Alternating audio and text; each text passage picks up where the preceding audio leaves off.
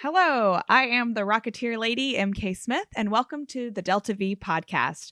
This podcast is devoted to highlighting and amplifying women and other minority voices in the STEM industry, not only highlighting their professional path and their STEM career, but also pulling back the curtain to showcase the amazing diverse people that make up this industry. We are here to smash the traditional and hopefully provide some tips and laughs along the way. No matter if you're watching us on YouTube or your favorite podcast platform, please remember to rate, like, and subscribe. Let's blast off into it. Dr. Carrie Olsen holds a bachelor's and master's degree in aerospace engineering from Mississippi State University, my alma mater, and received her PhD in aerospace engineering from the University of Texas at Austin. She has a diverse and exciting career at NASA that includes Payload Operations Director for the International Space Station. She has been chief of the Guidance, Navigation, and Mission Analysis branch and is currently involved as project manager for the NextGen STEM project out of the NASA Office of STEM Engagement. Since I met Carrie, I have admired her grit and professionalism in the industry. She's always been available for mentorship and guidance throughout many young engineers' lives, including my own. Carrie, thanks so much for joining me on the DeltaV podcast today. Hi, Mary Kate. It's great to be with you. Yeah. So first off, I want to welcome you on, and also I want to hear what you're currently doing right now at NASA. Well, as you said in the intro, about almost 3 years ago, I made the giant career leap from being a technical practitioner and manager and whatever, to stepping over into the STEM engagement world. So it used to be called the Office of Education. In 2018, it was renamed, and now it's the Office of STEM Engagement. It was sort of this random opportunity that I saw or heard about to do a rotation to NASA headquarters in DC. And I had spent my whole NASA career at Marshall Space Flight Center in Huntsville. I'd never even been to headquarters. It had never really been an option because I had kids and, just a busy life and, mom taking off to go live in DC for 6-8 months was not really a happening thing. My youngest had started college already, and it was just the right opportunity at the right time. So I stepped in. I went to DC at the end October of 2018 through June of 2019 in person. At first, I served as their executive officer, which was really cool. I'd never done anything like that, but it gave me a window into the inner workings of the agency and how it interacts with Congress and OMB and all this stuff that I had never seen before. And then I stepped into, they were going through a transformation process in the agency to kind of bring all the parts of STEM engagement at all the NASA centers together under our associate administrator. And I served as the deputy project manager for that effort. And then when I was done with that, I was still detailed to headquarters. I had decided at that point that being involved with STEM engagement, really that educational outreach part of inspiring the next generation, was really what I wanted to do. And so they had an opportunity that came open for me to step into running the NextGen STEM project, which focuses on K-12, the younger kids, not the collegiate part. And I was just like, whatever you guys want me to do, I just want to stay permanently. So as of March 1st of last year, right as things were shutting down, I became project manager of a nationwide team. And I've been living in this reality for the last year and a half of, working with a nationwide team through Zoom and just trying to revitalize that project, take it to the next level, increase our reach, broadening student participation, trying to reach the kids that are so often left behind in STEM. And I have an amazing team. A lot of them are former classroom educators. They are just so dedicated and energetic and positive. I just love leading that team. I told him the other day, and this is probably the highest compliment I could give him, that when I left the operations world, the console world that I know, that whole team dynamic, that team leadership thing, I highly value the chance to lead high-performing teams. I honestly thought I wouldn't find that again, right? I had this flash. And I was talking to a town hall of this, 70, 80 people that support this team nationally. And I told them, I said, it's just like that. I didn't think I'd find that again. But I said, you are an incredibly gifted, dedicated, high-performing team. And I'm honored to be your leader. Right. But yeah, it feels very full circle at this point in my life to be doing this kind of work as opposed to the the doing of engineering and stuff. Right. It feels like the right thing at the right time because I was that kid, Right. you know, 40, 50 years ago.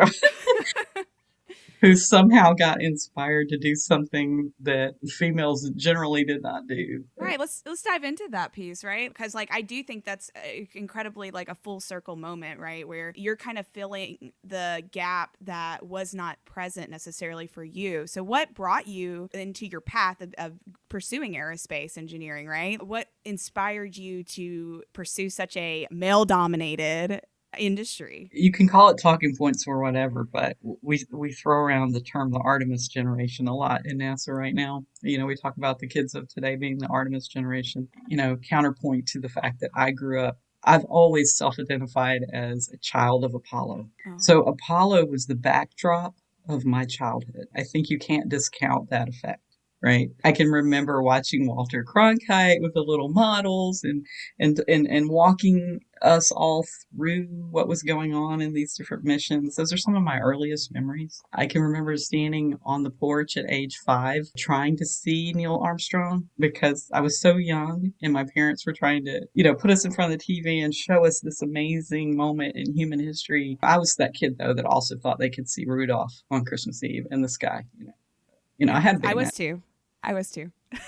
So there I was running out to the front porch to see if I could see, Neil and Buzz standing on the moon, right? Wow. But so that was definitely there. And then sounds like the corniest story known to mankind, but I do share it. Like it literally came to me in a dream. I was probably about 12 and I just had this really vivid dream one night. I was flying through the sky. I had never been in a plane in my life. And I was flying through the sky in this dream without benefit of a plane, by the way, just flying through the sky.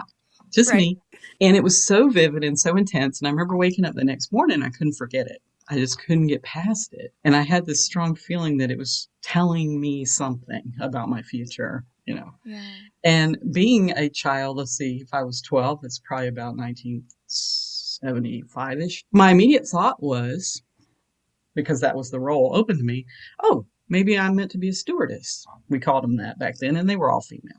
And they weren't flight attendants, they were stewardesses. And then that somehow didn't sit well with me, right? And over the course of probably, I would say, the next 3 or 4 days, my brain went from that to pilot to astronaut. And I don't know why, because there were no role models for that in 1975. There were barely any for pilot. There weren't any for astronaut. The other key part to this, I think, is the other backdrop to my childhood was that I had the most amazing parent. And I know that I'm truly blessed. They had taught us from day one, early and often, all 3 of us, 1 male, 2 female children, was there is absolutely nothing you cannot do if you're willing to work hard enough for it. Don't expect anyone to hand it to you, but there are no limits. You're smart, you're capable, go for it. That was the message, always. And so that's how I think my brain was able to take that leap from stewardess to astronaut at age 12. And then to not only just think it, but to go make it happen. Now, I didn't become an astronaut, the terrible eyes. And honestly, I did carry that aspiration into my NASA career, but probably somewhere around the time my oldest was born, I was sort of like, I knew it was a long shot with the eyesight thing. And, LASIK wasn't a thing yet. The other thing was you just have to be comfortable with the fact that you're risking your life. Right. And where I might have chosen to risk it for myself, looking at her, I could not envision risking it for her. And that doesn't say anything negative against astronauts and those who choose to do that, mothers, fathers, whatever they are. Just for me, everybody has to do their own risk assessment, right? Like you have to do your own personal risk assessment. And I just realized that was not me. Also, by that time, I was in a role where I was very much working with and enabling astronauts in their daily work. Right. And I realized that was just as valid and really did scratch the itch of the dream, right? So that was kind of when I made that shift in my head. The 12-year-old dream just shifted a little. It didn't go away, it just shifted. We both went to Mississippi State. So what was the diversity like whenever you were attending Mississippi State? I know that's kind of a leading question because I think I know the answer. Yeah, you probably know the answer. Let's see. When I started as a freshman, there was me and my friend Lisa, and we were the only females in aerospace engineering, at least in our class. There may have been a couple of upperclassmen. There was a handful. like maybe 2 or 3 above us in the whole department.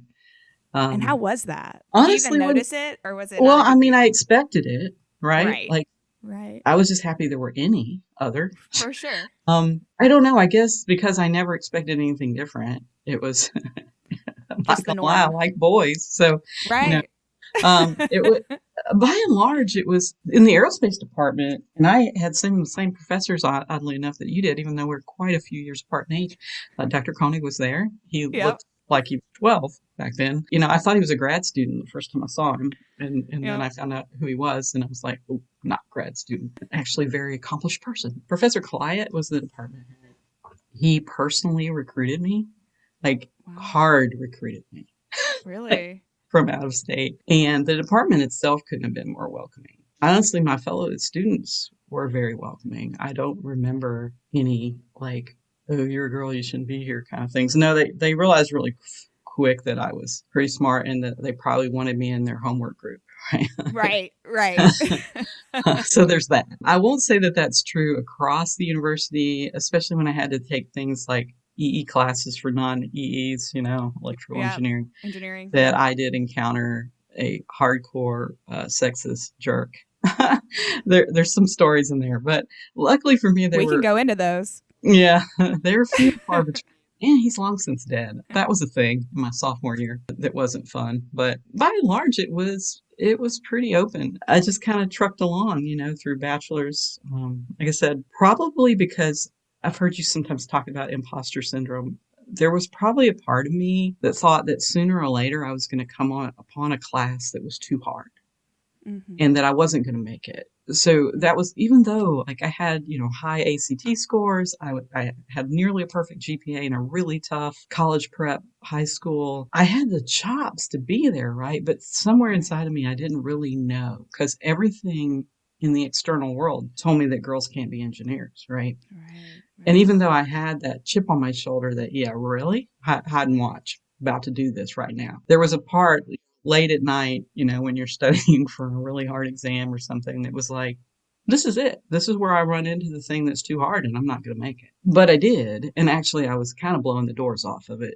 GPA. Wow. I hope a lot of listeners are like coming here and they're kind of going through the trenches, right, that we went through. What are some things that you did whenever you're at your lowest, right, where you're like that imposter syndrome is knocking at your door, right, and telling you like you can't do it? Is there anything that you pulled on? A number of things, right? Yeah. Like sometimes you just have to remind yourselves of the facts that you are doing pretty well and know this one test, no matter how it turns out, is not going to make or break you, right? There's that's good. Yeah. sometimes you can't always find that perspective in the moment. I think Right. I said, despite, I didn't have any female role models, but I had some wonderful male ones. Like Right. Professor Clyett brought me there. He was always available when I really needed something. Another one was Keith Koenig. Another one was Phil Bridges, who is still a dear friend of mine to this day. Yeah, I know Dr. Bridges. They were kind of, always there. I had great friends. There was that soundtrack running in the back of my head of my parents and that deep belief they had in me and that they instilled in me. I will say, I am a person of faith, and that was always, sort of that rock base that I could turn to too. But, it was just a kind of a combination of the things that I'm terrible about self-doubt. Not so much anymore. I guess the track record's long enough now. But sometimes when I encounter something completely new, you can feel that knee-jerk thing like, oh, maybe I have extended myself too far this time, right? Right. And like and when I was working on my PhD with 2 small toddlers in tow, and my husband was also working on his PhD. Early on, man, I was ready to give up. Like I had been out of school for 7, 8 years working, and to go back into academia in a top 10 engineering program, one of the hardest PhD programs in the country. With 2 kids.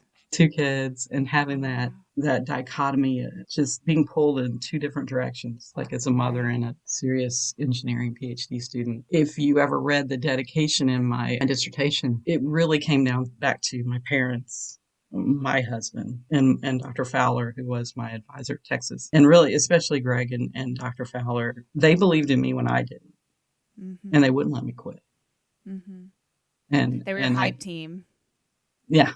They were the ones that kept, when my anxiety and doubt were flipping through the roof, they could always kind of bring me down. Yeah, it was them. Wow. I also feel very like fortunate and blessed like that my parents were my rocks through like some of the worst parts during my like lowest of lows during college or like even in my career. They would always be my number one team to like lift me up in some of the hardest times. So like that really resonates with me, and I feel very fortunate because I know not everybody has that like hype team in the background. What were the challenges you think that you had to overcome whenever you first entered NASA, or was it any cultural, or was it professional or anything like that? When I first started, we did not have kids yet, but we had been trying, and that's another Mm-hmm. thing. We lost two before we had our first. Oh yeah. So, That's and tough. around that same time, I lost my mother to cancer. Oh So yeah. it Tough was both time. a wonderful time of my life from a professional point of view. I landed in a team. Of course, I was the only girl on that team, but I landed among the most wonderful guys, and they are still my friends to this day. And we were working this cool shuttle mission, space lab mission, and it was right post Challenger, so we were going to be one of the first missions back out of the gate after we started flying again.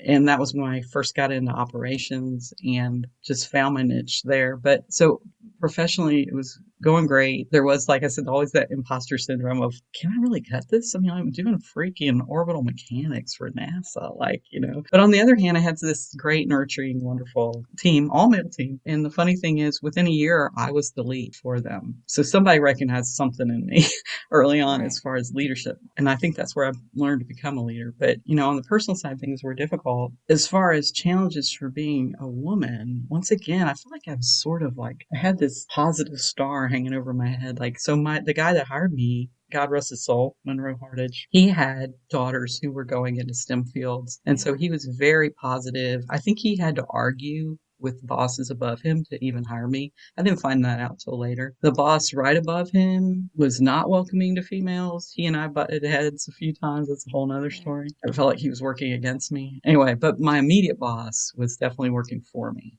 and believed in me. And the folks that I worked with, my lead on that mission was like another dad to me. He also had daughters going into STEM. I've always kind of been blessed with these guys who maybe, you would think in their background, the time frame that they grew up, that they wouldn't be welcoming to women in STEM, but they were all Right. like dads of daughters who were interested in Right. STEM, probably because of them, because they worked at NASA, right? And so Yeah. therefore they were unlike some of their peers, and somehow I just always ended up with men mentors in my life like that. There weren't any women mentors. That wasn't even a thing that was going to happen. Right. So, but Right. I was blessed that I always had the ones that were like ahead of their time, like in For a lot of sure. ways. Yeah. So, like, do you ever feel so you excelled and you're putting these leadership positions, but like, did you ever feel like you had to work harder than, say, your male colleagues? And like, that's why maybe they were even more welcome. Like, some of them, even if they didn't have daughters, right? They're like, well, she works her butt off, right? So, you know what I'm saying? There was a lot of, well, there's little incidents, like I always said I never went around looking for or expecting to be discriminated against or doubted, but For sure. when it struck me straight in the face, I certainly knew what it was. For If it sure. walks like a duck and quacks like a duck, it's a duck. I know. Okay? I know. And there were definitely those moments in college where somebody just sees you and assumes you're the secretary. My Right. daughter's a physician, and she still Yeah. gets that. Like in Yeah. 2021, Yeah. like where people think she's the med tech or the nurse, even though it says doctor whatever on her white Right. coat. They'll The still refer microaggressions to are her as real. that nurse, or something. Right. And it's like, Yeah. and she just sort of like rolls with it, But Right. there's been those moments. There's been, especially when I would come into a new situation with people that didn't know me, or maybe they didn't know, like moved to a new project or something like that. After I taught at Mississippi State for a while and came back to NASA, I was put into this role on the Ares 1 rocket development, and I encountered this chief engineer who apparently just looked at me and immediately assumed I was an idiot, right? Let's just say he got disabused of that notion in a very public and very I'm here for that. resounding way. Yes. Good. It's like, oh, darling, you just stepped into my trap. Oh, wait. Right, right. I always tell people too, like I try to be very like take a critical eye of, especially whenever it comes to like sexism in the workplace. I try, because like we work with a lot of guys, and guys can be stupid, you know, they can say some stupid stuff and they don't always mean it in the way that it might come across. And sometimes, and I'm learning to how to communicate, like, hey, let's think about like how that comes across to me as a woman, right? And you know, how to communicate better with your fellow engineer in a workplace to environment. So I know I want to hear about the story about the Kranz fax. Don't you have a fax from Gene Oh, Kranz, right? hold on. I don't know if you can see it. Yeah. Where'd it go? Oh, wait, it's up there. So tell me this story.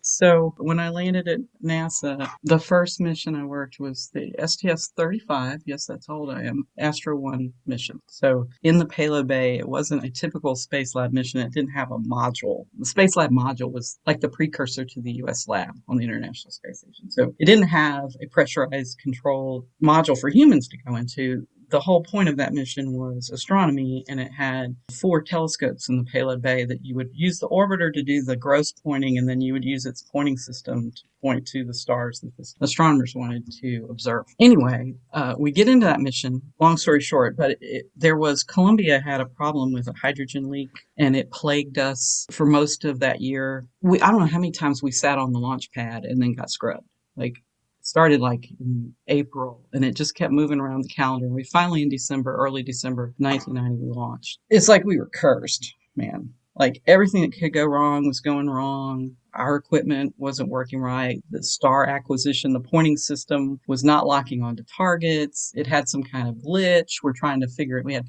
teams of people trying to figure out in real time what this glitch was. We had problems with the orbiter. It couldn't dump water, which it has to dump water from the fuel cell. And anyway, it was just A nightmare. We were snake bit. We were snake bit. And yet we persevered, and we found a way to grab victory from the jaws of defeat. I should note that I was about 8 months pregnant with my second child, and because we'd slipped all around the year, like I was really worried that this mission I'd worked on for 4 years, I was going to miss working it because it was going to slip so much that I was, going to be on maternity leave. So anyway, sometime during the mission, Gene Kranz, who was by then up in management at Johnson Space Center, he wasn't flight director anymore, but he's a junkie, right? He's got to listen to these missions. He's paying attention, and he sends this fax, because, it was 1990. And it says, I'm going to read it to you. It says, I've been listening to you all day long, doing a superb job and writing the book on what real-time ops is all about. There's no doubt that you guys and gals have a real handle on what you need to do. Get on with doing it without the bureaucracy trying to manage every step. You've moved out to get something big out of the mission. Keep going, and you will write the shuttle textbook for a new generation of operators. Thanks, wow. Gene Kranz. So this fax comes in, and it quickly gets passed, duplicated and passed throughout the control center at Marshall, where I was, and Johnson. I mean, he was talking to all of us. It's addressed to the flight director of the team, Marshall, Goddard, et al., is what it says. Yeah. And so we were a part of this, and I was 27, and the team I led was all younger than me. Right. Mm-hmm. And so Apollo 13, the movie hadn't come out yet. He was famous within NASA circles, but not famous yet. And we were so new to the NASA team, like, I didn't even know who he was. I'm like, everybody was all excited. I'm like, who's G. Kranz? Because it's signed G. Kranz. Like, and my boss at the time looked at me with horror, and he was like, you don't know who that is? And he explained it. I'm like, oh, well, that's kind of cool. So after the mission was over, we all had copies of this. And when I started reading about him and finding out who he was and the role he had played in saving the Apollo 13 astronauts, I kind of came to realize that this was a big deal. And so I kept this fax, and I moved it with me to every office I ever was in. And at some point, I put it in a frame because it was getting kind of ratty. When I was leaving NASA in 2004 to go to Mississippi State to teach, which, hey, spoiler alert, I did come back. Unbeknownst to me, my friend Jay, I was having to go to Houston for one last trip to just tie up some loose ends before I left. I was a Payload Ops Director for ISS at the time. The first time I was Payload Ops Director. I did it again later. He slipped into my office, stole the fax out of the frame. He had been going to JSC a lot, was spending a lot of time down there, and he knew some people, and he knew what Gene Kranz meant to me at this point in my career. And he arranged, unbeknownst to me, for me to meet him. I was told we were going over to Space Center Houston to meet Bob Kirby because he was like the payload rep in the astronaut office at the time, and that he was at Space Center Houston for an event. And so we had to go over there and meet him there. And we go into this room, this conference room. It wasn't Bob Kirby. It was it was Gene Kranz. So I got to do the photo op. He signed my fax, so it's signed now. That's amazing. Wow. And it turned into, instead of just a meet and greet, it turned into an hour discussion. And him telling stories. We were all just sitting there with our mouths hanging open, like, just soaking it in. Is this real? I'm sure. Like, really hearing all these stories straight from this man's mouth, right? Like a legend. Yeah. It was sort of, meeting your hero kind of thing. So. Yeah. Working in that kind of mission control environment, like a lot of people don't realize how incredibly stressful it is and how much you lean on the teams that you're with, and like the missions that you do in supporting the International Space Station and the astronauts on board. You kind of learn a lot, and you learn very fast, and it's very drinking from the fire hose kind of environment. And having someone acknowledge the hard work that you put through and the stress and like long hours that you put through, and someone so legendary like Gene Kranz to acknowledge that is incredible too. So yeah, I mean, once I understood the context of who he was, the compliment seemed massive. For sure. And when you're in the thick of it, you don't realize you're doing something extraordinary. You're so invested in the mission that you're just trying to do whatever you can. And we were working 13, 14, 15-hour shifts. If my OB had known what I was doing, he would have forbidden me. So that's why I never told him. I'm sure he would have said I can't do it. I didn't ask permission. Right. You tell me no, I'm going to do it anyway, or prove you wrong. So we always joked that my son, Colin, worked that shuttle mission. And that next summer, there was another lady on the team who was also pregnant. She was actually a few weeks further ahead than me. And that summer, when we had our big, NASA picnic at Marshall, there would usually be recently flown astronauts who would come and mingle with the folk. And the two payload specialists from Astro One, who I'd worked with closely for 4 years, were at the picnic, and they sought me and this other lady out because they knew we were working massively pregnant. And it was Ron Parise and Sam Durant's. They sought us out, and they wanted to meet the Astrobabies, as they called them. So that's adorable. Yeah, and so I have a picture of Sam kneeling down beside my son's stroller, taking a picture with him. And it kind of struck me that they knew that it was so cool to them that. I mean, they looked at that as us making a sacrifice to support them. And I never looked at it that way. I looked at it as the most exciting thing that ever happened to me, like at that point in my life. And I was just praying I didn't have to miss. Like if we'd had one more slip, I would have missed that. We've talked a lot about your career and professional life. I know probably the Gene Kranz facts has always been an inspiration to you. Is there any other things that have inspired you throughout your career? People or missions or anything like that? I mean, everything we do in NASA. I mean, the Mars 2020, all that is so cool. Flying helicopters on another world. On Mars? Yeah. Crazy. So I've always been super proud to be part of NASA. But the human spaceflight thing has always been very important to me. I've always said that I'm all about the mission. I'm very mission driven. And people throw that term around, but I know what it means personally. And so I've always been blessed to be working on really cool stuff. And on ISS, it was always one of the nice things about being in the payload part of ISS. For those who don't know, payload is NASA code for the reason you're flying, right?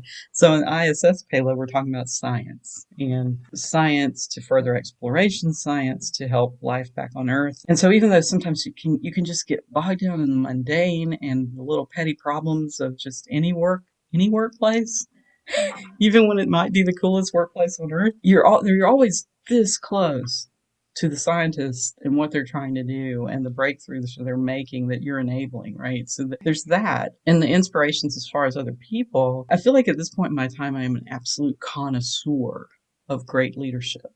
And I've seen some great examples of it. Hopefully I've been a great example of it. some people think I am, I do. but I really do try to be. I am a student of it. You know, I've already mentioned people like professors like Wally Fowler at Texas, Phil Bridges, Keith Koenig, Charlie Clyett at Mississippi State, who are just sort of legends at this point if you're a Mississippi State person. But there were others along the way, like I said, my first boss, a number of coworkers, so many people who've just been there along the way. That brings up a really good point too. So I hear mentorship, right? Mentorship has been really influential in your life. I know I talk to a lot of young people about how important it is to find a mentor professionally in college or anything like that. You've obviously found mentorship from people that have inspired you. Have you enjoyed being a mentor? Because obviously you're working in the STEM program at NASA, and I know you've mentored me. You've mentored Paramita. You've been a mentor. Have you enjoyed that piece of it as well? Absolutely. The thing I liked the most for the 4 years I was in academia was the interaction with students kind of outside the classroom. Inside and outside, but especially outside. I think and my husband's another one. You know that. He's always there. Mm-hmm. Students. I mean, gosh, it's the most important thing. Like, Yeah. how do you not give back when you had so much given to you, right? Like, and it just seems natural. I haven't been a formal mentor very many times. It just seems to be like this organic mentorship happens in both directions. And late in my career too, I find that there's a lot of co-mentoring that goes on, right, in the latter part of your career, where like my deputy, that she and I ran the Payload Ops Director office together at Marshall a few years ago. We were constantly co-mentoring each other. In the trenches in both Right. strategic and tactical ways. Um, and that happens a lot now with my immediate boss, who's the deputy associate administrator for STEM engagement, a wonderful lady named Elaine Ho. She's probably 15 years younger than me. There's some things I mentor her on, and there's a whole lot of things she mentors me on. She was very high up in the Obama administration. She has a resume that makes me feel inadequate as a human, but she's a wonderful person. But we co-mentor each other. In STEM engagement, it's amazing because my name gets out there to a lot of students organically. Like right now, I'm mentoring formally a young woman who basically cold called me. She's an engineering student in California who I forgot where she saw or heard my name. She just emailed me, and I started mentoring her. That's kind of fun. I think she shot her shot, right? Like that's kind of what we've talked about. So Paramita, she got her opportunity with the head up display because she cold emailed Yeah, somebody, and I that's thought that was really gutsy of her. yeah. And I think sometimes if you find someone interesting and you just are like, I want to get to know this person. I really admire them professionally, and let's see where this goes, where the rabbit hole goes. So I think there's something to be said about the courage it takes to just cold call someone. Well, I mentioned my wonderful team that I lead now, and as wonderful and as dedicated and as talented as they are, I think what they lacked before I got there was a project manager who was really into employee development. Right. So I've been a people manager several times in my career, and I'm not right now. I'm a project manager, but projects only run with people. And Right. so I see these, and they're almost all women, probably because a lot of them are former teachers. First time in my career, I worked with predominantly women. Because I've gone from the STEM, really hardcore STEM field into the education world, but they're just hungry for understanding of how to be, because they aspire to be where I am, right? They aspire to be a project manager. They know education, but and I always say, it's like, you guys know education. I don't. I know leadership and project management. We have these opposite skills, so they complement really well. So I take it as part of my job, although no one ever told me it was. It's not written down anywhere that I'm going to be a mentor to them and try to teach them what I know. So I involve them in all the project management decisions. We're probably talking about 5, 6, 7 key people that help make my project work. And I consider all of them deputy project managers. They're not labeled that way officially, but they're hungry to know, how do you do the budget stuff? They're hungry to know, how do I lead my sub teams on this team? Like, how do you do that? Like, what's the best way to do that? How do you deal with a problem employee? How do I speak so that upper management understands me? Right? Like, so I try to involve them, even though it's not at their level. Like, so when I make a decision, I tell them the why, right? Well, here's the pressure that Congress is putting on Mike, or all of our mutual boss. Here's what OMB is doing, Office Management and Budget. Here's the landscape. So you can understand, like, from your knothole, this decision probably makes no sense. And I get that. But here are the other forces at work. And it's always, and they appreciate it. They've told me, like, he said, nobody's ever opened that up for me before. And I think maybe part of it was because I just so recently finally understood the inner workings of our agency within the federal landscape. And it's been such a series of aha moments for me, because I've always kind of been down here doing, seemingly a million miles away from the headquarters machine. And so now I kind of get it. And I think when you can understand a very, very smart man whom you know because you've met, astronaut flight director TJ Freeman, once told me is that, and they taught this in the Army, and I think it's something that he's always advised, you should always be thinking from the perspective of your boss 2 levels up. And that way you can better understand how you fit into the solution, right? Because you need to understand what their concerns are up there. The flip side is also true. They need to try to understand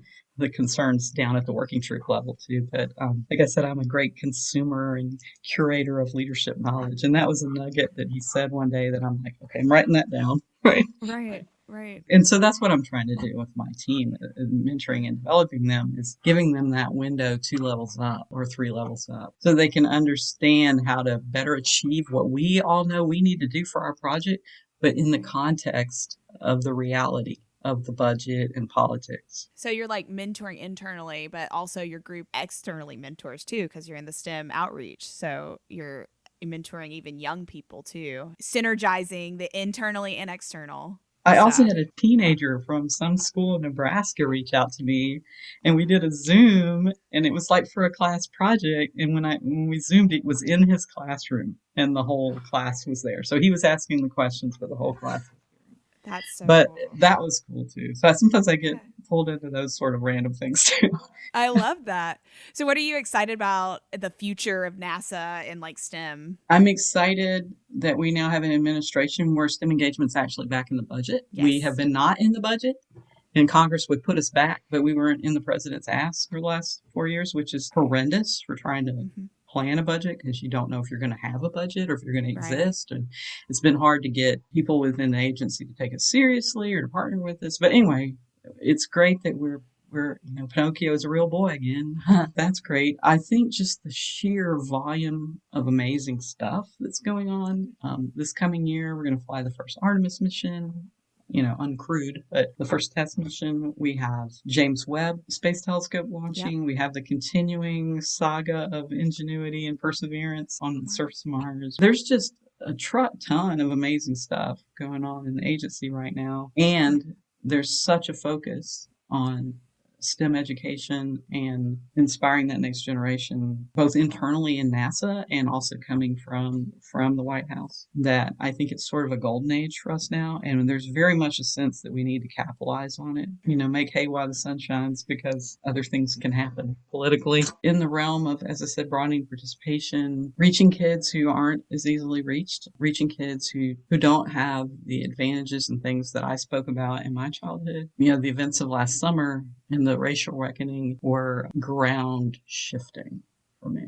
And it was right as I came into this role, and the two things just dovetailed together. And I could see crystal clear what my mission is. And I'm that person that has to have that mission, right? And my mission is, I tell people all the time that when I'm making decisions in my project, because I'm always balancing priorities and what am I spending my money on, and within congressional direction, I don't have full control of what I spend my money on, but my project's money, it's not mine, is looking at reach and getting the most bang for the buck. And you're from Mississippi, so I'm a very visual person, so I have to keep a picture in my head. It's like, who am I working for? And my picture is a 10-year-old Black female child in the Mississippi Delta. When I look at decisions and whether we go this way or that way with the project, I'm like, what does this mean to her? Because, there's one school of thought. There's some people that just want to pour more and more money into museums and science centers, and they're wonderful, right? But I never went to one growing up. Right. And I was a white kid, right? And that kid in Indianola or Greenville or whatever, she's never even going to make the 2-hour trek to Jackson. where they have some really cool museums. So if all I do is pour money into museums, we don't reach her. So how do I reach her? And not just reach her in, oh, here's a NASA sticker. Right.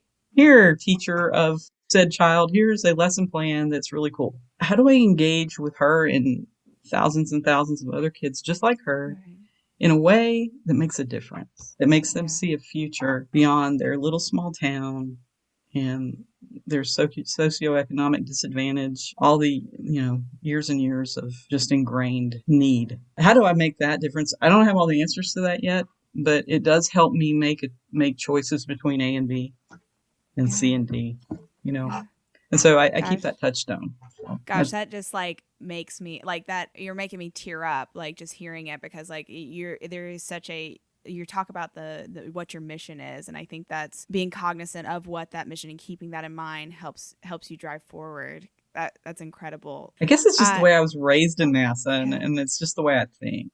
Like that's how I channel my energy and my purpose. Some mission. Well, man, this has been an amazing talk, Carrie. I feel like I've learned more about you, and I feel so inspired too. Like STEM outreach is so important to me, and I love hearing. I love knowing somebody who's in the trenches and doing something that I'm also very passionate about and engaging with kids. I want to start kind of closing us out here. Do you have any final words that you'd like to say before we close out? So we talked a lot about mentorship and leadership. I read a book once, and it talked about leading from any chair, leading from where you are, leading up, leading down, leading across, right? So everyone should be a leader. Find a way to lead from where you are. And sometimes that's leading through influence, not through positional power, and always reaching back to bring that other person along with you. Like paying attention to your coworkers, to your bosses, to the people underneath you that you lead, that whole idea of mentorship and development. And I think if more of us were doing those two things, as opposed to maybe just looking out for their own self-interest, the whole world would be a better place. Not to be too Pollyanna, but you know what I'm saying? Like those are kind of two of my greatest life lessons personally. And they're two of the things I try to impart when I can. That's amazing. So thank you so much again for joining me today on DeltaV. This has been a wonderful talk and an inspirational talk. Is there are there links or anything that you should we link in our description below for people to like check out other missions that you're involved in or opportunities? Well, I would be remiss if I didn't, and pretty much everything in our world, the gateway link, you can just type in STEM.NASA.gov and it will open my professional world to you, and there are lots of cool things there. Awesome. Well, thank you again so much for joining us. We very much appreciate your time and also your stories. Thank you so much for all of that. Thanks so much for tuning in to our third episode of DeltaV Podcast with Dr. Carrie Olsen. If you liked this video / podcast, please like and subscribe and share with your friends and family members. Also, if you would like to support us in other ways, you can join us on Patreon. All those links will be in the description. So please like, share, and subscribe to the DeltaV Podcast and Rocketeer Lady channel on YouTube.